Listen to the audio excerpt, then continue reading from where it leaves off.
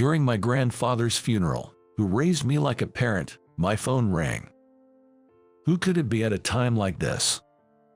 As I pressed the call button, curious yet apprehensive, I was greeted by the mocking, loud voice of my boss, Tom. Prioritizing your grandfather's funeral over work.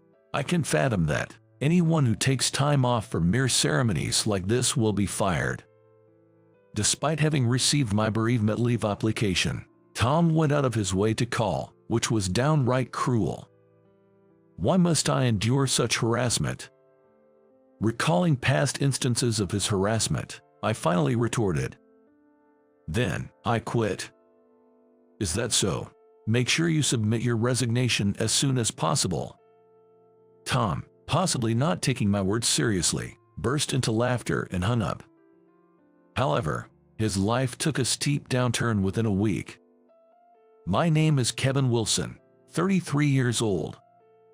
I work in sales for a company located in a quaint town in Nebraska, mainly dealing in wholesale, sourcing nutritious produce from farmers and selling it to stores. While I now live a peaceful life, it wouldn't be an exaggeration to say that my life has been a series of hardships. When I was 3, my father passed away in a work-related accident. It left my mother and me to fend for ourselves, but having never worked before, she quickly found herself struggling. Moreover, she had been unfaithful even during my father's life, and instead of changing her ways, she boldly started dating younger men after becoming a single parent. Eventually, she declared me a nuisance and hardly ever returned home. A concerned neighbor, unable to overlook my situation, called the police, leading to a discussion among the adults. I don't remember much as I was quite young at the time, but the result was that my paternal grandfather was contacted, and I ended up being raised by him in the quaint town of Nebraska. My grandfather was in his 60s then. A vigorous man, he had retired from the Navy in his 50s and was working locally. Originally, I planned to work right after high school, not wanting to burden my grandfather. I had thought about working right after high school, not wanting to rely on him, who was living on his pension. However, he strongly opposed the idea. I've worked for many years and have managed to save a bit. You're my precious grandson. Don't worry, I'll make sure you get to college, he insisted. With his support, I was able to attend a well-known local university. Truth be told, I wanted to pursue higher education and specialize in a field. With a dream of revitalizing this area and developing local industries, I enrolled in the economics department at university, grateful to my grandfather, and studied distribution knowledge and international perspectives. I continued to work for a local company where I had been part-timing during my studies and have been extending my service years since. Initially, I struggled with the unfamiliar tasks and often faced reprimands from my bosses and colleagues. However, by taking the time to build long-term relationships with farmers and shopkeepers, I gradually earned their trust. Now, with improved performance, I hold the position of a supervisor. I found the work fulfilling and led a satisfying life, but my boss remained a concern. Tom became my supervisor last year, a self-centered man who disrupts those around him with his whims. He seems to view his subordinates as personal attendants, summoning us for trivial matters and exploiting us for any reason. Regardless of urgent tasks or scheduled meetings, he disregards our commitments, causing headaches. Kevin, make me a coffee, 2 sugars, no milk. I'm sorry, Tom. I'm currently occupied with urgent paperwork. While I'm open to work-related instructions, his demands are purely personal. However, attempting to refuse only leads to his persistent complaints about following orders. His troubling behavior didn't stop there, it escalated further.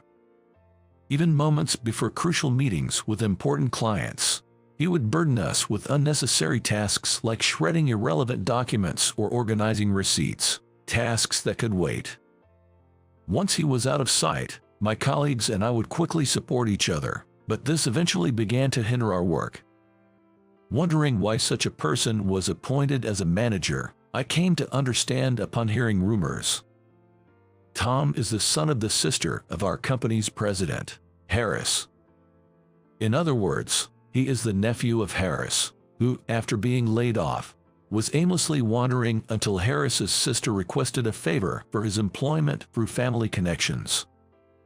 Harris is known for his passionate and caring nature. While this trait allows us to maintain close interactions with local farmers and clients, it also leads to troublesome situations like dealing with Tom. Tom was bragging about his connections and took it out on his subordinates by picking on them as a way to vent. Though I initially referred to it as teasing, it gradually turned into severe harassment. And it seems that I have been chosen as his next target. I have a hunch why Tom dislikes me. In this company, where I've been working for 10 years, I've always worked tirelessly. I took on whatever I could, eagerly learned what I didn't know, and continuously expanded my knowledge. Thanks to that, clients started to remember my face and name, asking specifically for me to be their contact. While I was happy to be recognized for my hard work, Tom seemed to resent it. Spreading cheer as part of the job is ridiculous. Work isn't play. You should be grateful that we even employ someone like you. Constantly hearing snide remarks from Tom wasn't pleasant, but I kept focusing on my work. On a personal note, I still live in my grandfather's house. He's someone I admire, so I was happy to live with him even as an adult. My grandfather, now in his 80s, still cultivates fruits in a field he created in the mountains. Carrying heavy loads and sometimes even climbing trees made me worry about his safety as his grandchild. Truthfully, I wished he would consider retirement for his health, given his age. However, he would always say, "I want to work as long as my body allows. I appreciate your concern, but I'm not ready to be outdone by the younger folks yet," with a laugh, and then head to the field. I respect him even more for his strength. However, my fulfilling life came crashing down one day. A phone call at work turned my world upside down. My grandfather had passed away. He had been working in the field that morning and, as usual, was having coffee at his favorite cafe in the afternoon. Then, suddenly, he collapsed. Upon hearing that the cafe staff had hastily called an ambulance, I rushed to the hospital, but by the time my grandfather was transported there, he had already passed away. According to the doctor's explanation, he had suffered from an acute myocardial infarction. It's a disease that clogs the blood vessels in the heart, causing the heart to stop working. The shock of his sudden passing left me overwhelmed with sadness and loneliness, but I had no time to grieve as one responsibility after another demanded my attention. I rushed to arrange the funeral, while also notifying friends and relatives. Being the only one to prepare for his send-off, I went to explain the situation at work the same day. "My grandfather passed away today. I need to take some time off to prepare for the wake and the funeral." My colleagues and seniors offered their condolences, expressing their concern for me. "Don't worry about work, we've got it covered, and don't stress about work. Just focus on saying goodbye to your grandfather," they said, showering me with kind words one after another. Their kind words almost brought me to tears as I filled out the bereavement leave form. But as I was about to submit it to Tom, my junior, Kyle, stopped me. Kyle is a thoughtful subordinate who subtly helps me out and covers for me when Tom targets me for no apparent reason. "Kevin, be careful around Tom. If he says anything, let's go talk to Harris together," Kyle advised. I found it disturbing, but I couldn't understand why he would say that. With the sudden passing of my grandfather, I didn't have the bandwidth to worry about anything else, so I just nodded to Kyle and made my way to Tom's desk. I explained the situation to him and handed him the bereavement leave form. He looked at the form indifferently for a while, then sighed deeply. "So, it was your grandpa who died, not your parents, right?" "Yes, my grandfather passed away, so I need some time off for the wake and the funeral." I wondered why he asked that again. Despite my confusion, after I answered, he let out an even bigger sigh and threw the documents onto his desk. If it's not your parents, why do you need to take time off from work? Apparently, Tom was unaware of my family situation. My father has passed away, and I'm estranged from my mother. My grandfather raised me in their stead, so I need to handle the funeral arrangements. I explained my family circumstances again, but he still seemed unsatisfied. But you must have other relatives. Let them handle it. He was my beloved grandfather. He raised me since I was a child, and we lived together. I want to be the one to see him off. Despite my polite explanation, all I got in return was he clicking his tongue. Did you forget? There's an important meeting in a week. If you take time off now, we won't be ready in time, he said, clearly worried about the timing. I finally understood that he was concerned about this. The meeting was about a major project aimed at revitalizing the entire area, in collaboration with the local Chamber of Commerce. Although he was in charge, I was the one who had been leading the preparations. It was a significant undertaking for our company, so both of us had been putting a lot of effort into getting ready. Don't worry, my colleagues have agreed to cover for me, and of course, as soon as I return to work, I'll get straight back to the preparations, I reassured him. I had already planned to work overtime if necessary to catch up on any work I missed during the 2 days off. But before I could elaborate, he interrupted me with a twisted face. So, even as a supervisor, you're abandoning your work responsibilities. I never thought you were this irresponsible. Promoting you was a mistake, he criticized harshly. Hearing this, I felt a surge of anger. Taking bereavement leave is a basic right as an employee. Why must I endure such harsh criticism for a reasonable request? I clenched my fists, trying to contain my emotions, but he continued to sigh exaggeratedly. There's always someone like this, never growing out of the student mindset, even after years. It's a critical time for the company, and yet, why would you apply for leave? He lamented. I felt my body trembling with rage. Already burdened with the sorrow of losing my dear grandfather, I had not anticipated such harsh words from him. That's enough. It's clear you lack motivation. I'll reluctantly accept your application, but think carefully about whether you really need to take time off, Tom said before rising theatrically, taking my leave application and walking away. Regardless, I had submitted the application. Suppressing the frustration smoldering within me, I bid Tom farewell. Afterward, I handed over my tasks to my colleagues and went home. Time and events seemed to pass in a blur. I arranged for a funeral home and a priest for the ceremony, and organized meals for the attendees. After informing relatives and friends, I chose a memorial photo of my grandfather. He had served as a Navy officer, gaining experience in the field before eventually taking up a position on shore. By the time he took me in, he had already retired, and all the photos from his later years showed him with a gentle smile.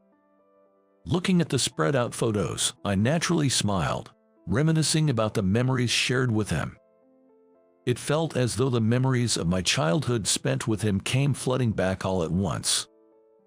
I ultimately chose a photo of him in his Navy uniform. The picture of my grandfather, adorned with medals and capturing his dignified expression, turned out to be a very good choice. The funeral was initially intended to be a small, intimate gathering, but many of his Navy comrades expressed a desire to attend. As a result, we had to opt for a larger venue, capable of accommodating about 100 guests. Moreover, locals who had been kind to him in his later years also gathered, and during the ceremony, many wept for him. Thinking of how beloved my grandfather was by so many, brought tears to my eyes. At the meal after the ceremony, we served the fresh fruits harvested by my grandfather the day before he passed. Everyone was delighted, expressing joy at being treated to such a feast, smiling at both my grandfather and me. I truly thought it was a fitting funeral for a man as loved as my grandfather, but then my phone ticked in my pocket, rang. Looking at the screen, I saw Tom's name. As soon as I touched the call button, a loud, uninhibited voice came through. "You're not really planning to take the whole day off, are you? Make sure you come to work in the afternoon, understood?" he barked. "But today is the funeral. I've taken bereavement leave."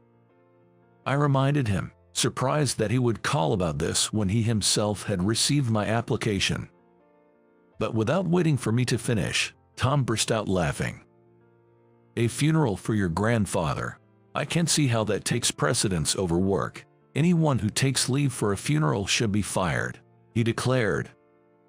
He was threatening to fire me for attending the funeral of the grandfather who raised me. Why must I be subjected to such harassment? Recalling his past torments, I finally retorted, "Then I'll resign." "Is that so? Choosing a deceased family member over the company makes you unfit to be my subordinate. Submit your resignation as soon as possible," he said. Tom, seemingly not taking my words seriously, laughed heartily and hung up the phone. I stared at the darkened screen of my phone for a while before taking a deep breath and heading to the bathroom. Gazing at my reflection in the mirror, I pondered deeply. I had loved my job and devoted 10 years to it. Until now, I had been blessed with good relationships both with clients and within the company, and I truly didn't want to quit. But my grandfather's funeral was a once-in-a-lifetime event. He had taken me in when I lost my father and was abandoned by my mother, raising me with love and care. If the company couldn't respect my need to honor such a grandfather, then I was ready to resign. Though he was overjoyed when I got this job, I was confident I could find another job soon. After washing my face thoroughly, I steeled myself for what was to come. When I returned to the office after the bereavement leave, my concerned colleagues surrounded me. "Guys, I'm sorry, but Tom said anyone who takes time off for personal events like a funeral will be fired. Maybe I should have chosen work, but I couldn't abandon my grandfather's funeral," I explained. My colleagues and juniors were taken aback, their eyes wide in disbelief. Some murmured, "What is Tom thinking?" Despite being a supervisor, I'm truly sorry, but after being spoken to like that by Tom, I no longer wish to stay at the company, so I'll resign as he demanded, I continued. As I looked around at my shocked colleagues, I went on. "I'll submit my resignation within a few days. Tom wanted it soon, but there's an important meeting coming up, so I'll make sure to handle that handover properly. Thank you all for everything." I believe my voice trembled a bit as I said my final goodbyes. They tried to persuade me to reconsider my resignation, urging me to rethink my decision. However, my resolve was firm, and above all, I feared that staying at the company would only lead to further harassment from him. For the meeting handover, I sent all the relevant documents and data to my colleagues and answered any questions they had. After completing the handover for the meeting, I submitted my resignation to Tom. Thus ended my 10-year career with the company. A week had passed since the funeral, and it was the day of the important meeting. As I was relaxing at home, the company called me at 11 a.m. "Yes, this is Kevin," I answered. "Kevin, there's been a huge problem with the meeting," came Kyle's voice, trembling as if he was holding back laughter. His detailed report went like this. "Today's meeting brought together senior executives from my company and representatives from the local Chamber of Commerce. The agenda was about setting up a system to sell local agricultural products online. In the town where I live, which is nestled in the mountains, aging is progressing rapidly, leading to an increase in people who are unable to go shopping in the downtown area. This has caused a continuous decline in sales for the shopping district. This led to stores reducing their inventory and, consequently, farmers producing less.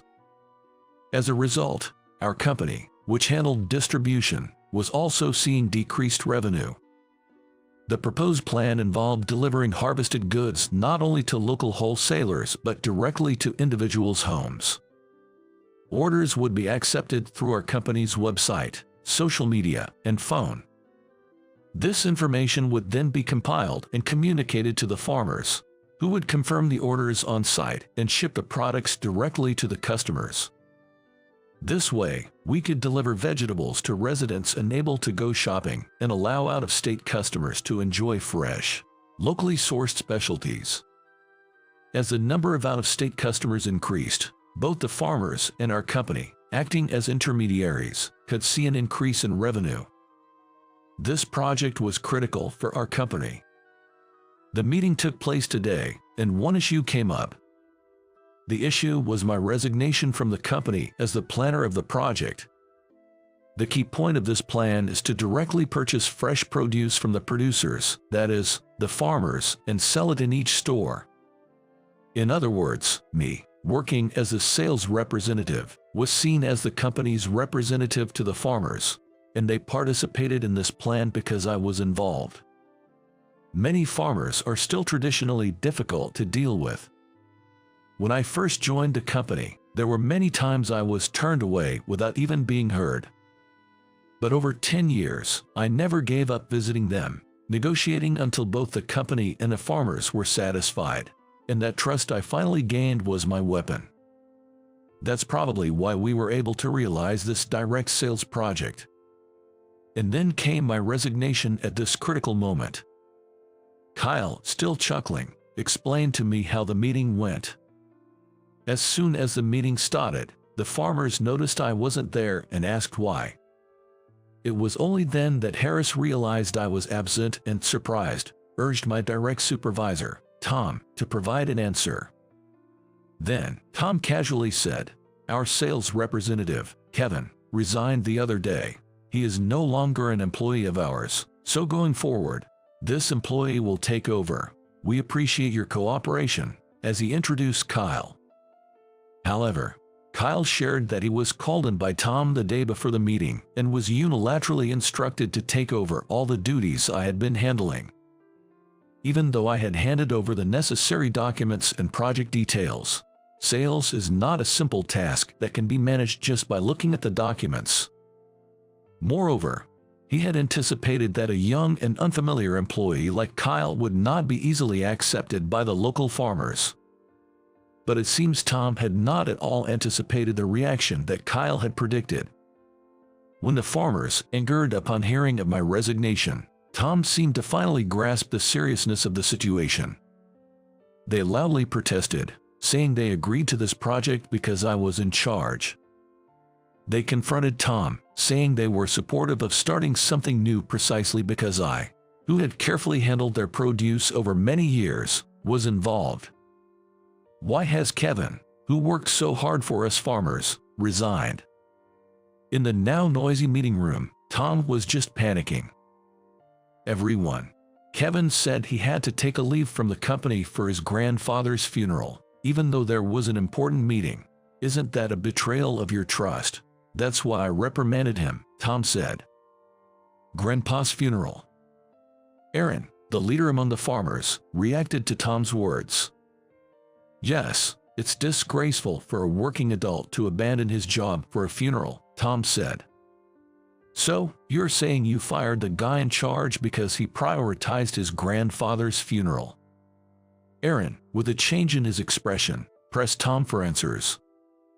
Under Aaron's intensity, Tom was retreating, sweat forming on his forehead. Yes, that's right. You all must have been disappointed. It's really rude, Tom said, trying to appease Aaron with a soft tone. But the next moment, Aaron stood up with a stern look. Let's go, everyone. The project is cancelled. At Aaron's command, the people gathered began to stand up one by one. It was Tom and the company's upper management who were in a panic. Please wait, everyone. Please calm down. There's no problem without Kevin, they pleaded. We locals know. His grandpa was like a father to him. He looked so sad when he lost his grandpa. One of the locals spoke. Hanging on, Tom was told by Aaron, who was trying to contain his anger. But he managed the funeral respectably, sending off his grandpa in style. We were impressed. thinking he's truly grown up to be a respectable adult. Tom and the other executives couldn't interject as Aaron continued. We trusted this project because we thought a company that has employees who value their family would have compassion. But it seems we were mistaken. That's not true. There were some circumstances. Tom tried to stop Aaron, but with a simple gesture of farewell, Aaron left the company. The other farmers and Chamber of Commerce representatives left in a similar manner. I felt sorry for Kyle as he recounted the events to me. Sorry for putting you in such a tough spot. My bad, I said. No, Kevin. It's not your fault at all. It's impossible to just take over the trust you've built. Kyle responded with a smile.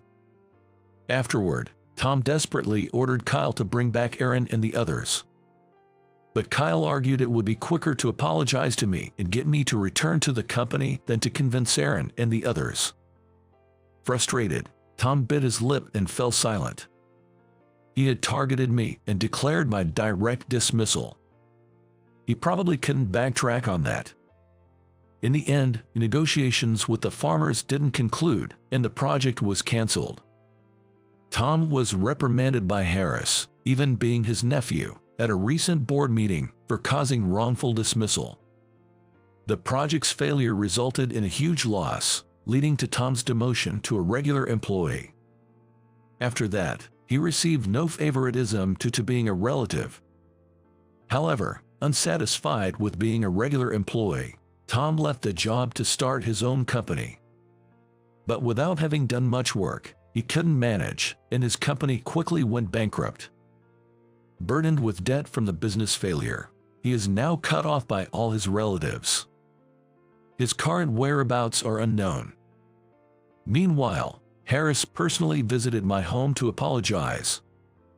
He apologized for Tom's rudeness and asked if I would consider working for the company again. According to Harris, my resignation letter was still in process and kept on file. I know it's a lot to ask, but we're in a bind without you. I really want to revitalize this region. Would you consider coming back to the company?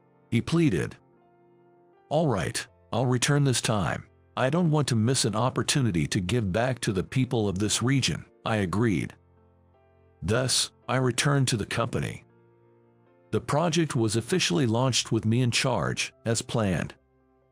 Harris sincerely reflected on hiring based on connections, even if requested by relatives, was his responsibility. He voluntarily took a pay cut for 3 months and promised us employees to work towards a more transparent company culture. Welcomed by colleagues and seniors, I pushed forward the project with enthusiasm. The plan is progressing smoothly and has been well received as it officially started. Orders from outside the state are increasing, and I truly hope it continues to grow at this pace. It was a close call, but thanks to kind people, I was able to return to my daily life. This experience deeply taught me the importance of relationships and trust. I'll continue to cherish the trust with my colleagues and the local community, treasuring every day. I'm sure my grandfather is watching over my efforts from above.